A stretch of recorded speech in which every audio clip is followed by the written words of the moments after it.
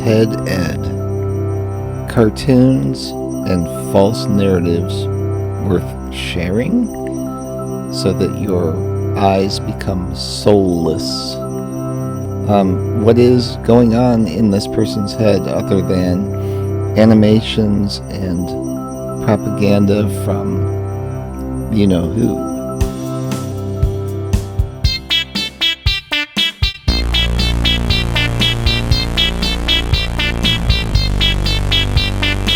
Hey, you want to buy some stuff, man? Huh? Check it out, Joe.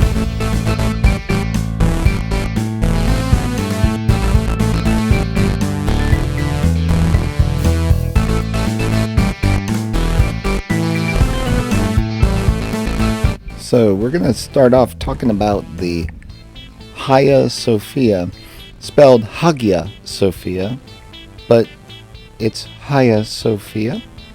It's like when you greet a pretty girl named Sophia, it's what you say, Hagia Sophia.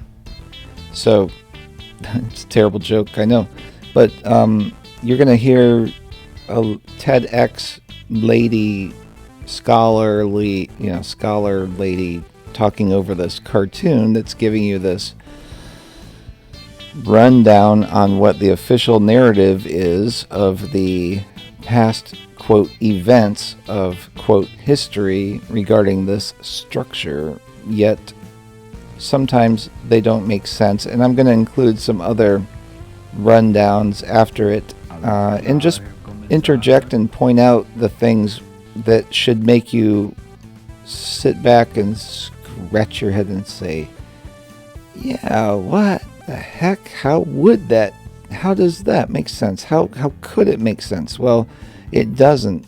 And there's something that they do that makes you think that you can believe whatever they say. There are a lot of things they do, but you can be immune to it. And sometimes some of you are not immune to it, and maybe that's why you watch my channel, because I tell you what I think doesn't make sense, and then you think about it for the first time instead of just hearing it, right? Or just accepting what they present, and then you'll think about it and you'll say, yeah, that doesn't make sense. Sometimes you come back and tell me an explanation that's not the official narrative, or, I mean, please, if you come back and if you disagree, that's fine, but please come back with something more than the official narrative, because that's what I'm questioning in the first place. And I do appreciate it when you come back and say, well, you know, this was done because of torches and they didn't want to ignite something, or, you know, something of value that I hadn't thought of that does make sense and does explain, using specific examples, it does explain what I'm questioning. So, and I appreciate all that. But simply restating some, and it's probably not you, it's probably somebody else, but this is just meant for them, that just simply restating the official narrative as if I've not heard that. I'd rather you please take the tact where you're safe to assume that I have heard the official narrative and I'm indeed questioning it. And for reasons maybe you don't understand, but if you watch more videos and everything, you'll start to get why I question it. You know, for starters, because the Earth is not a globe. You know, and that's an official narrative. They say that if walls could talk, each building would have a story to tell. But few would tell so many fascinating stories in so many different voices as the Hagia Sophia, or Holy Wisdom. Perched at the crossroads of continents and cultures, it has seen massive changes from the name of the city where it stands to its own structure and purpose. And today, the elements from each era stand ready to tell their tales to any visitor who will listen.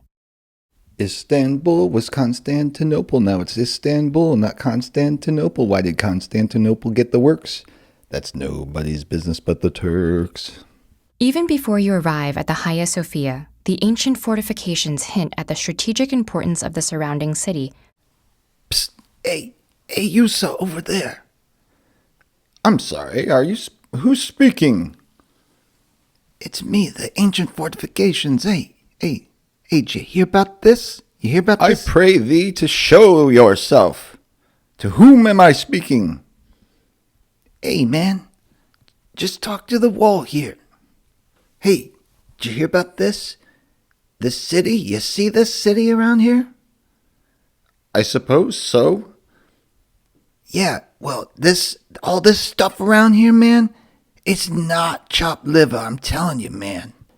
Okay? Hey, that's all I'm gonna say. I don't want to get you in troubles, okay? So you just go on your merry way, but hey, just remember what I said, okay? Just remember. Founded as Byzantium and successfully renamed as Augusta Antonia, New Rome, and Constantinople, as it was conquered, reconquered, destroyed, and rebuilt by various Greek, Persian, and Roman rulers over the following centuries. That the first megala ecclesia, or great church, was built in the 4th century, though it was soon burned to the ground in riots for centuries to come. Near the entrance, the marble stones with reliefs are the last reminders of the second church. Built in 415 AD, as in Anno Domini, as in it's not an era, CE. Because you want to imply that Christianity is a passing fad. It's an era. No, it's Anno Domini, and it's not going to change because Domini, But, hey, you want to screw around and change something you don't have to confuse things? Nothing new. It was destroyed during the Nika riots of 532, when angry crowds at a chariot race nearly overthrew the Emperor Justinian I. And how, I ask, exactly did they do that? Did they fart in the general direction? Yes, it's quite effective. Having barely managed to retain power, he resolved to rebuild the church on a grander scale, and 5 years later, the edifice you see before you was completed. 5 years? Oh, pish. Pish-posh. As you step inside, the stones of the foundation and walls murmur tales from their homelands of Egypt and Syria. In Syria, in Cairo, I remember the most beautiful woman with long hair. She arrived in a beautiful pea green boat. It was a terrible thing. And she said, I've come from Syria. Fumes, they come out of its mouth. While columns taken from the Temple of Artemis recall a more ancient past. In ancient times, there lived a race of people, and no one knows who they were or what they were doing. Runic inscriptions carved by the Vikings of the Emperor's elite guard carry the lore of distant northern lands. But your attention is caught by the Grand Dome, representing the heavens. Reaching over 50 meters high and over 30 meters in diameter, and ringed by windows around its base, the Golden Dome appears suspended from heaven, light reflecting through its interior. Beneath its grandiose symbolism, the sturdy reinforcing Corinthian columns brought from Lebanon after the original dome was partially destroyed by an earthquake in 558 CE quietly remind you of its fragility and the engineering skill such a marvel requires. This doesn't just happen, If a picture is worth 1,000 words, then you give us cartoons? Desecrated and looted during the Latin occupation in the Fourth Crusade.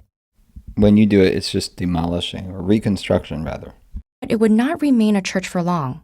Weakened by the Crusades, Constantinople fell to the Ottomans in 1453 and would be known as Istanbul thereafter. Okay, never mind. After allowing his soldiers 3 days of pillage, Sultan Mehmed II entered the building. The 4 minarets built over the next century are the most obvious sign of this era, serving as architectural supports in addition to their religious purpose. How are freestanding towers architectural supports? I'm not saying they're not, I just don't see it. But there are many others. Ornate candle holders relate Suleiman's conquest of Hungary. So wax can drip down on everybody below, and someone has to go up on this huge ladder and light them all the time and replace the candles? While giant calligraphy discs hung from the ceiling remind visitors for the first 4 caliphs who followed Muhammad. And these discs, they didn't produce light via atmospheric electricity. I'm not so sure about all that. Though the building you see today still looks like a mosque, it is now a museum, a decision made in 1935 by Kemal Atatürk, the modernizing first president of Turkey following the Ottoman Empire's collapse. That belongs in a museum! It was this secularization that allowed for removal of the carpets hiding the marble floor decorations and the plaster covering the Christian mosaics. Ongoing restoration work has allowed the multiplicity of voices in Hagia Sophia's long history to be heard again after centuries of silence. But conflict remains. Hidden mosaics cry out from beneath Islamic calligraphy, valuable pieces of history that cannot be uncovered without destroying others. Meanwhile, calls sound from both Muslim and Christian communities to return the building to its former religious purposes. Don't you love how they portray religious people? Just because they call for something, they are like bouncing around, and they're a bunch of decrepit, That belongs in a museum! crippled up people who are crotchety, crotchety religious, Come on. I mean, look, a lot of the people visiting this religious structure, it's architectural mostly, but I think a lot of the people there are religious, and I don't see them hunched over and all wearing all black and being all crusty and crotchety. Oh, and look at this doorway. Look at that phony little tiny person's door. That's bigger than normal, but it dwarfs in the comparison to the actual doorways that they have here. And I know what a lot of people will say. Oh, it's just to have a grandiose feeling and blah, blah, blah. It's austere and, it's for diplomatic reasons and blah, blah, blah, blah, blah, blah, blah, blah, blah, blah, blah, blah. Look at the size of the doors, people. I mean, just use your head. These are interior doors, and the original or the early old doorways throughout this structure, the Hagia Sophia, are immense in scale. And then you have these hallways, and you see like these archways that are, starting just above the floor because they raised the floor in many cases. To get a sense for the massive size of this structure, it is 3 stories, but it's 3 stories tall for people who are 25 feet tall or thereabouts. But you can see the scale, the size is not what we're used to. I mean, even the railings, you don't normally make railings that go up to the person's, shoulder blade level or boob level, I guess. I tried to sterilize my speech. Yeah, that doorway is amazing. Okay, so in the middle they have some kind of restoration going on, and you look at the little stairways there, and I couldn't even count them in one glance. I mean, it's like, I estimate maybe 30. Now, I don't think it's 30 stories tall, but hundreds of feet tall nonetheless. The reason I was looking at this is one of the oldest buildings, and then that stairway there, if you look at the steps of that, they're larger than normal. But there are a few steps in here I spotted going through videos looking at this.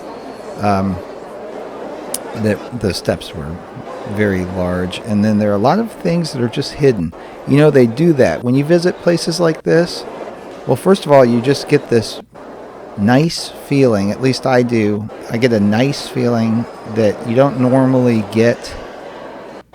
Even as a kid, it's like, oh, visiting a museum type thing, like, oh, gag me, But actually once you're there, you get this really nice feeling.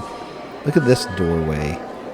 And then they have like a slide down thing, like to stop Luke Skywalker from coming in or whatever. A lot of the stuff's repurposed. You can see how there are these archways and then they're bricked in. And, all that stuff can happen. But, like, look at this. They call it a pool. It's like a baptismal font, but it had snakes, one snake going in each side. I mean, come on. And it's huge. I mean, what if it's a cup, And it's stone and heavy and, well, you can't lift it. Now look at that door on the left and the right. I mean, it's just, the scale is, well, off the scale. Well, it's not off the scale, but it's not to our. Now, this is when you can tell something is old. When marble is worn down like that, it almost looks like it's like plastic. And there's an archway going right into the floor. And here, the blue arrows are the big boys and girls doorways, and the red arrows are for the little buggers, the pesky little buggers that are our size, like 6 feet tall or thereabouts. That belongs in a museum. Well, if it isn't Dr. Jones. Well, he claims to be an architect. No, not an architect, an archaeologist. And as such, as an academic as well, teaching in a university, Dr. Jones believes that everything is either a temple or a tomb. That's why it's Indiana Jones and the Temple or Tomb, because that's the game he plays.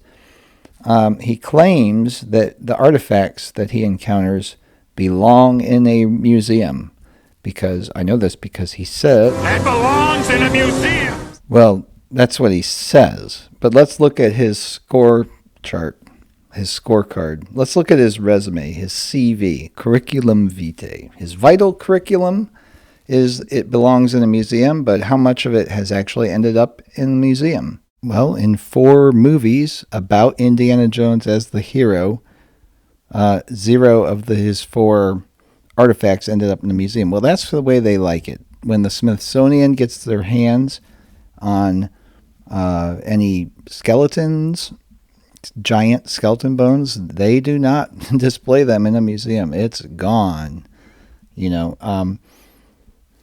That's what they do. They're hoarders. They are hoarders of the lost everything. And they're hoarders even of the knowledge about these structures. They're hoarders of the knowledge of what year it is, I think. Just like when I see the same groups, the same entities, as it were, saying if you want to donate money to find a cure for this or that, if they find the cure, it's gonna end up with the skeletons in the closet. They know where the bodies are buried. That's where the real cures are gonna end up. Trust me, I know. I developed one, and I really can't. I can't speak of it. I shouldn't even think about it. I'm going to clear my mind now. Let's move on to the next subject. Indy is a hoarder, and he does things under false pretenses, and I'm done. And Girl Indy isn't going to help. I'm just done with the franchise. See ya, Indy. You failed. You're so likable, though. But hey, it is what it is. I watched Monty Python, The Holy Grail again recently, and it's so good, I'm telling you.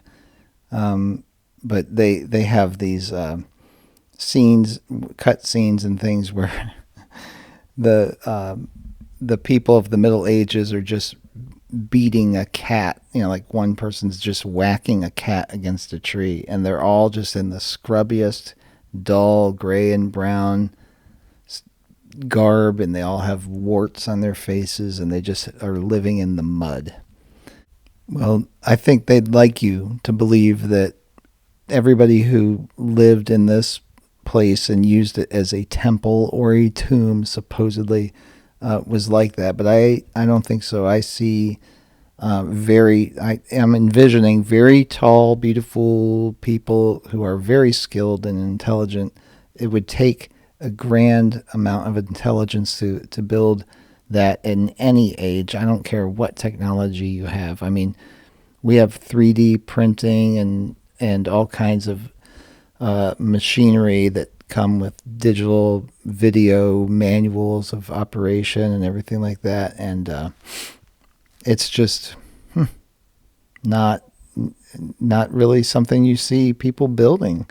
And here before we're done, here are a few other buildings to consider about not only being occupied by giants and people of greater architectural prowess than we are, regardless of technology, but let's consider the stories that they give about why we don't see more structures like this, and they are ridiculous. And it lends to something else that they like us to think, and that is that not only were the people bored and insufferably just dirty and grimy and rotten, and they died at the age of 30, that was old age, and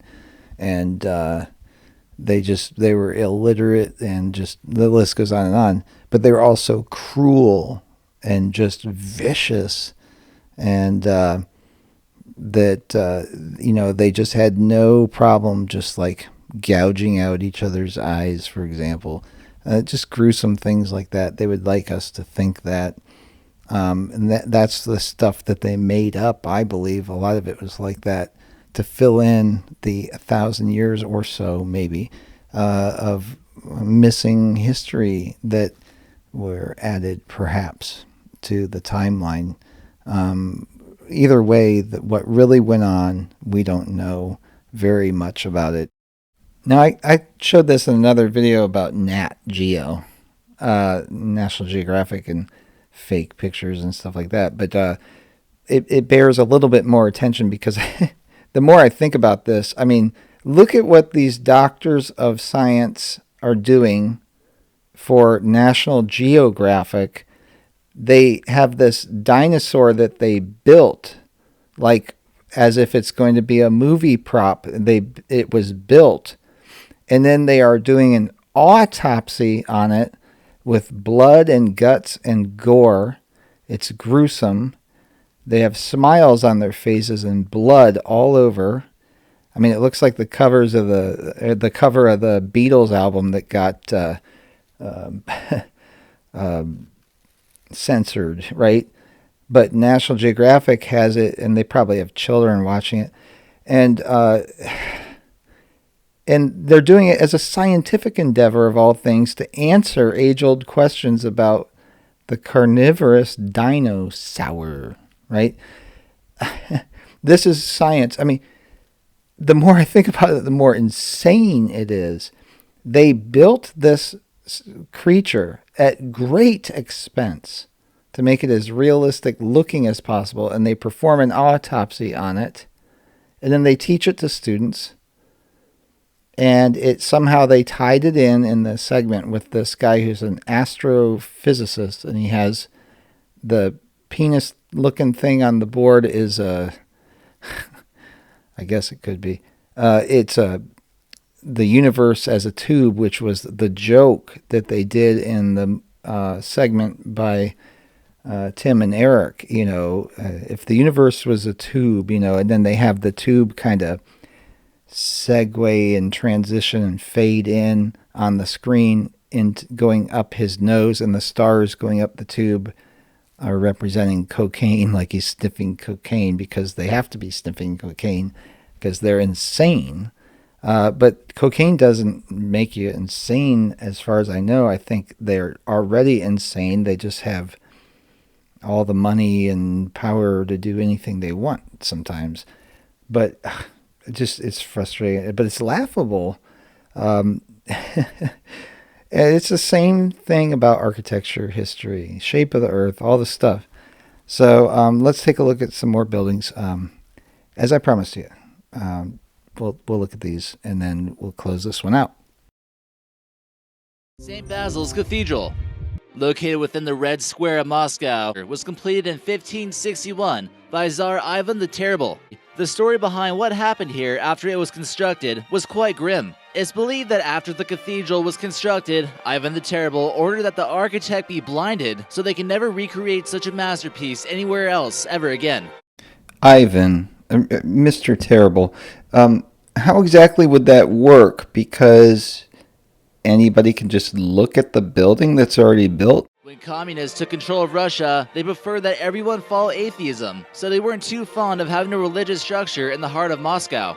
They decided eventually not to destroy it, and they actually burnt down all the bells except for one original. That makes sense because of the flammability of solid brass. Okay, I have no questions. Let's just move on with this. Thank you. I want to learn more. Portala Palace, the mysterious yet great building that sits over 2.5 miles above sea level. Also, built in the 17th century, it took over 7,000 workers and 1,500 artisans to construct this architectural wonder. And I suppose they hand-carried the materials quarried all the way up the mountain, yeah. So much different than any other culture's palaces. Rising 13 stories high, it features exactly 999 rooms. It's rumored that there's an underground labyrinth with a vast complex of tunnels that stores rare ancient books belonging to the Dalai Lama before he was forced into exile. The Chinese did come across some tunnels when repairing the foundation. And let me guess, the Chinese, all of them, had no curiosity, didn't explore anything. Legends tell about dragons being kept here underneath the ground, but there's no evidence to support this. Because iconography, cultural tales, archaeological items found, architectural motifs, reliefs, carvings, frescoes, histories, oral traditions, stories, tales, none of that counts as evidence. Okay, all right, because it's dragons. Dinosaurs are different. You have to believe in dinosaurs, but dragons are nonsense. Stop with the dragons. Stop it. The palace is shrouded in too much mystery. This engineering blunder took 200 years to complete, but only 5 years within its construction, it began to lean just a little. So 200 years, nothing happens. But 5 years, oh, it starts leaning. Yeah, and I thought my bathroom remodel was taking a long time. Huh? That's right, this tower is basically a hoax so tourists can come visit it. After spending plenty of time trying to ensure that the tower doesn't fall over, they decide to let it lean just enough so it stays unique.